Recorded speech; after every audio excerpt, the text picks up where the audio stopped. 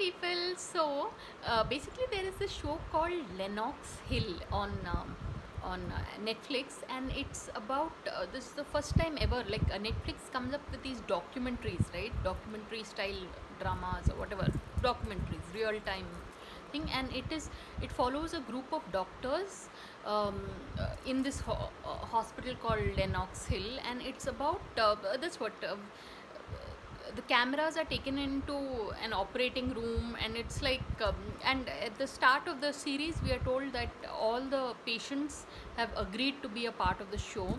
So it's I mean this is probably one of the first times we normally we have reality TV following a bunch of dimbits as they go through their lives. I mean, like, this certain very weird American shows are there, like Sunset Beach, or no, whatever, na, Selling Sunset.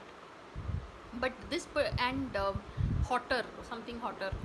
So but this particular show is so intelligent, yeah, but at the same time, I'll be really honest, it makes you nervous. You realize that even doctors are basically human beings with needs and wants, and I mean, they are like holding a casual conversation and all during even a like a life threatening procedure.